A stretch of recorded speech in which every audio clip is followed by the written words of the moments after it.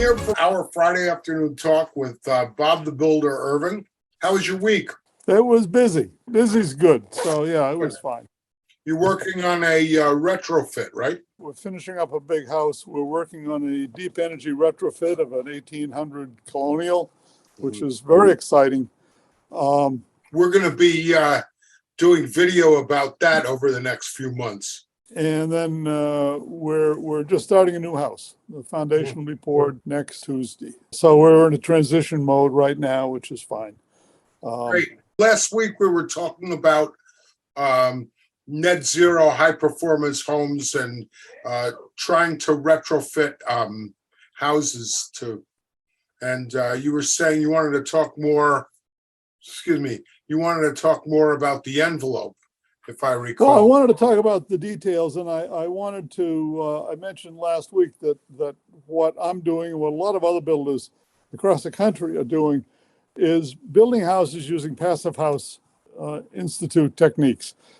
Passive House is a German nonprofit, and there's also an American nonprofit who I got my certification from, which is Passive House Institute US, or FIAS.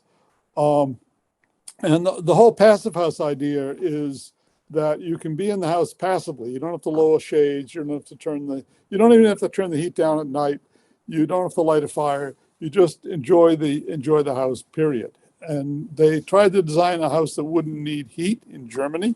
They were almost successful, but not quite. But most of the houses in America will need auxiliary heating anyway, and most of us use air source heat pumps, one way or the other. So the goal is to have a house that uses very little heat, and this is based on what's happening with the climate, because we need to get off fossil fuels, and in order to do that, we got to stop burning oil, gas, wood, coal. I tried burning coal one time in an old kitchen stove that we had. It was like living in a locomotive. Good heat, but the smell was terrible. We're away from that now, and we don't burn anything to stay warm in this house. It's fantastic, and this is a house that goes back into the 1700s. So if I can do it, you can do it. That's kind of my philosophy. It's not perfect. It's not equal to the new houses I'm building, but it works.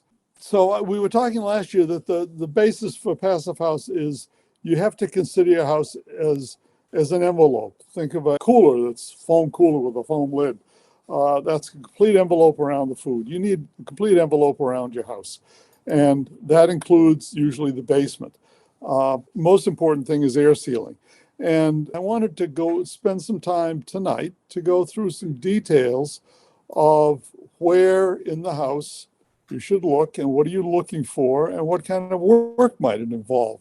And the work that it involves really is very individual to the house you're living in, because houses vary a lot. First of all, I made a drawing that helps me just think about it. And the red line around the house indicates everything within that line is in the envelope. And this happens to be a house with a heated attic. So the envelope is the whole house, everything inside the red circle, including the basement. And the basement is a key to making your house comfortable. It's not just a key to making a house more like a passive house. It's a key to making your house comfortable. And this is part of the reason that I, for 35 years anyway, we're trying to figure out how to build better houses. I never quite got there. And I never really understood that the basement is an integral part of the house, whether you want it to be or not. Even if all your fiberglass is on the ceiling of the basement is still an integral part of the house. So, but may I stop you there for 1 minute? Because I think it's worth noting why that is. The reason is, first of all, the natural pressure barrier that separates the inside from the outside isn't at the ceiling of the basement, it's at the walls of the basement. Right. And secondly, it is next to impossible to air seal and effectively insulate between the basement and the first floor. So effectively, no matter it's if you insulate most of it but not all of it, you air seal most of it but not all of it. That's like leaving a just one hole in the hull of your boat. It's going to Yeah, stick you yeah. anyway. So You've got it's 30 just windows in not your house, you leave one open, it's going to be cold right. in there. Right, exactly. Sorry, I just wanted to make that a little clearer No, there. I think that's good. One hole in the boat is one less than what you need. And the So average basement has a lot more holes than one. Places where pipes or electric stuff goes through, where yeah. you've got Now, HVAC stuff going through, right, right. doors that aren't outer doors. And once you deal with the outside of the basement, the perimeter of the basement, you can forget about the interior holes because they're all in the same envelope. Right, So the pipe right, going from the basement to the first floor is now no longer separating the parts of the house. They're just going through different parts of the envelope. In my basement, for instance, I'm sitting in my basement. It's in the mid 50s here. I have no heat. I haven't had heat down here for several years since I got rid of the furnace and the boiler. I had one of each. So there's no heat down here, but I think the temperature of the earth is in the 50s and it doesn't get much below that. It's going to be hard to freeze this space unless the upstairs freezes. It won't be impossible. If the upstairs uh, froze, then got very cold, then the cold would come down and it would be cold down here. But basically, the basement does not get below the mid 50s in all winter, so it's always comfortable. Um, so the red line indicates three things. It indicates the envelope, the basic envelope of the house. It shows you where the air barrier to the house goes. And the air barrier is going to be on the inside or the outside or different places in different parts of the house. But this is generally what you're looking at. How do you make a continuous air barrier all around your house? The second thing is moisture barrier. We have moist air coming in usually through the basement. Basement concrete is porous. You may not be getting water through your walls, but you're certainly getting moisture vapor. through your walls and up through your floor. Hmm. So the fact that the house is moist sometime parts of the year, it's usually moister than it has to be because there's more moisture coming into the basement than needs to come in there. And that can be dealt with. The third thing is the thermal barrier. You need a thermal barrier all around your house. You need it on the walls, on the roof, in the floor, and that becomes really the floor of the basement. So most basements have a way to get outside, typically a bulkhead, unless you have a walkout, 6 foot 8 inch door, you can walk out into the basement, into the outside rather. You've got probably a bulkhead where you go up some stairs and out through the metal door. Old doors were wood, the new ones are metal. On the inside, you should have a door, an insulated exterior door, like you have in your front door, your back door, your house. So you need an exterior door that's weather sealed and relatively tight. Um, I started to notice that when my wife started putting wool rugs under the kitchen table. We have tile floor in there. And she said, the floor's just so cold. So one time I bought some big double cans of type 1 spray foam, which is a two-part spray foam. And I used that to go around my basement and seal spray foam that sill area all around my basement. With the stone foundation, the one thing you can do that works great is spray foam. Again, foam will stick to rocks, and when it leaks, and I've got one area where water comes in pretty much every time it rains, it runs down behind the foam and into the dirt ground and disappears. But the whole thing is insulated, and like I say, the basement now is just plain comfortable. I've run into some people who do their whole house with it, and others who won't have anything to do with it. I had an interesting experience. I was sitting next to an EPA assistant administrator, and she was both a trained chemist and lawyer. And we were on an airplane, and we got talking about foam, and she said it's never been life cycle tested. Her words, it could be the next asbestos, but we don't know. So if you're going to use it, make sure to air out your house before you come back into it. Right. 24, 48 hours. Again, I've had some people, the Klymans in the book I wrote used what do you call it? Flash and bat. Flash and bat, which was the foam insulation for a couple of inches, which gives you good air sealing, which is great about foam. You spray it in, and any place it sprays, it's now air sealed for you. And Right. Well, it does crack. The spray foam does crack. okay, If you put it, yeah, if you put it on a wall and then it gets very cold, it can pull away from the wood. I've seen this mm-hmm. in a house that I built. So there are issues with it, but for a thing like a rock top of a foundation and especially a rock wall, and I will just say that I love rock walls. I'd love to leave them visible, but I'd rather have a well insulated house. The other things that quite often you find in the basement are holes in the floor. Quite often there are drains, old drains that might go to a pipe that might be connected or disconnected or whatever, and air will come in through those pipes. So any other holes or things, just check them to see if they're open. You want to cover them somehow or other. So that's the basement. On the first floor, the first place to look, I tell people, is right around baseboards. You can probably feel it, feel air drafting up through the baseboards or through places like that. The simplest thing you can do is buy a tube of caulking and caulk that area. Stop the air from coming in.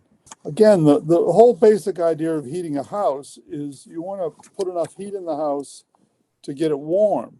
But the secret of a really well insulated house is that the heat stays in the house. You don't And in a have drafty house, it just comes and goes. in a drafty house, your heating system is fueling a convective loop. Your heating system is heating air up, which by the way is taking the moisture out of the air out of your house. It is rising up because colder air is replacing it, forcing it up, and it's finding the holes in the top half of the house. So it's going out, and that's being driven even faster by the heating system because you've got to keep heating the cold air which is coming in. It's rising up because of your BTUs that you're putting in. So by sealing those leaks, you're stopping that convective loop, way cutting back the amount of BTUs to keep warm. So a well-insulated house is cheaper to heat because we keep the heat in the house. Right. Where you might be reheating the house 30 times over a day, we might be reheating the house once or twice or whatever. Whatever the situation. It's just we're keeping the heat in the house rather than sending it out through the holes. The other thing, if you're looking to air seal the first floor or the living rooms of your house, the first floor, second floor, whatever parts are insulated and finished, you want to look, number one, around the baseboards. That's the first place. Look next to the windows. Quite often, if your windows are leaky, quite often there's no insulation. Next to the window, there's a space between the framing and the window. If it's not insulated, then there's cold air coming in there, and quite often there's drafts that come out around the cracks, around the trim around the window. This does not involve replacing the window. What it involves is taking the trim off, filling the section next to the window with window and door non-expanding spray foam, and spray it around the perimeter of the window, and that will stop the drafts. It doesn't have to be really thick as long as it forms a plug.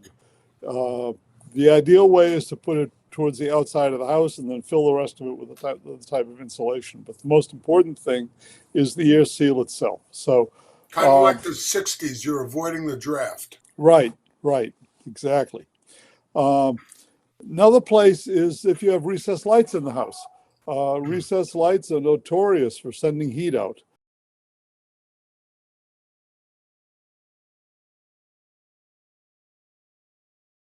Any other holes in the ceiling, exhaust fans, anything else like that should be sealed if possible. It may be that there's an outside damper that's not working. It stays open all the time instead of closing. But you can lose a lot of heat through a 4-inch or a 6-inch hole in the ceiling. Are there any other places you can think of, Wes? I mean, there's holes and cracks everywhere, and the more you can cover, the better off you are. Well, one Uh, more place that comes to mind right away is the chimney chase. There, by law, you can't have. all the framing has to be 2 inches away from the masonry. Okay, so if that may also you may have a gap, and really that causes literally a chimney effect. The heat. Yeah, and I've seen that. I've seen that in new houses actually too. That just gets forgotten. And what you can do is there's a couple of things you can seal around the top with some kind of metal, like Flashing. flashing. Just a roof edge flashing works well. Some kind of metal going right up against it, and rock wool insulation, I believe, is fireproof. I think that's legal to tuck around the chimney Hmm. if you can do it. That's another place. Then there can be a huge gap there that is just, you just kind of miss it. It has to be there in a certain sense, but doesn't have to be wide open. The last thing I want to talk about is attics. If you're in an old colonial house, a full 2-story house, there's probably a walk-up attic in it. And quite often there's a very thin handmade panel door at the bottom of the stairs, or a board door with a latch on it going up into the attic, so you can open the door and walk up. The problem is that air doesn't need a very big hole to get through, and this whole thing is an enormous chimney going up to the coldest part of the house. And there's 2 parts to this, but the first thing is to decide if you want to heat the attic or not. If you want to include that in your envelope, and you really should, if it's workable, if it's a workable space, especially if you've got a stairway up to it, you've got a high ceiling, it should be part of your envelope. If you're in an existing house, you don't want to spend the money to make it part of your envelope. At least put some kind of an insulated cover over the stairway on the top. You really can't insulate the door and the walls without redoing them completely. You're probably better off to just leave that as it is. And there are insulated covers available for pull down stairways, and they will work in that kind of an application. And I'm not sure if they're zippered or how they're closed, but they have an insulated panel, and you unzip it or whatever and open it, and they're airtight. Something like that will help a lot. Keep the heat from going up into the attic and cooling off the house. In a lot of houses, especially houses built in the last 50 years, you did not have a stairs up to the attic. You had a hole in the ceiling. And in a lot of houses, it's either a really thin piece of plywood or a piece of drywall. A lot of new houses I've seen, there's a piece of drywall there. Drywall has a very low insulation effect, but worse, there's zero air sealing, because even though it might be laying flat on something, it's certainly not laying flat enough to keep the air from getting around it. And it's not weather stripped. You could buy insulated covers for attic hatches. Just go online, Google it, you'll find them. You can build better ones, but these are very worthwhile and a huge, huge, huge advantage to what's in most houses right now. And things like closing up the attic hatch. Take off that small piece of drywall that's up there.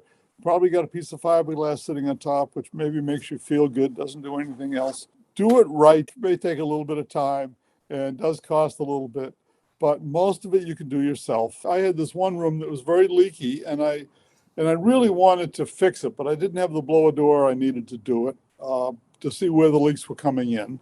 What I did was I took a box fan, and the windows are 24 by 48, so I could fit a box fan in the bottom half of this. The box fans are 20 inches.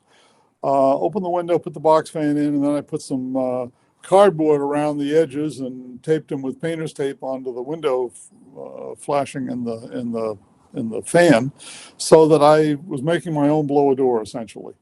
And it worked great. I found a lot of leaks, and I patched them all, and that room is quite nice to be in, much better than it was a few years ago before I did that. So this is kind of do-it-yourself blower door. You can do it different size fans and a little bit of cardboard, and And painter's tape, you can do it anywhere in the house. But it's worth doing. These things are the most money for your buck. No, the least money for your buck. The The biggest least, bang for your buck. It's the most cost effective things you can do in your house.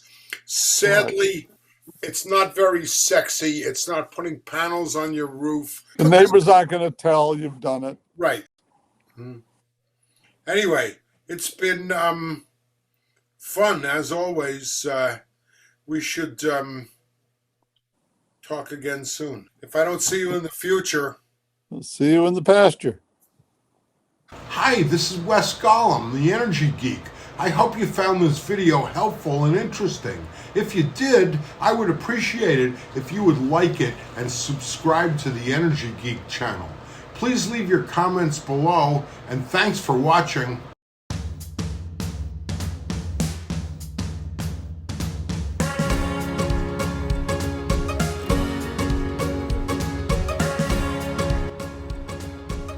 Want to learn more?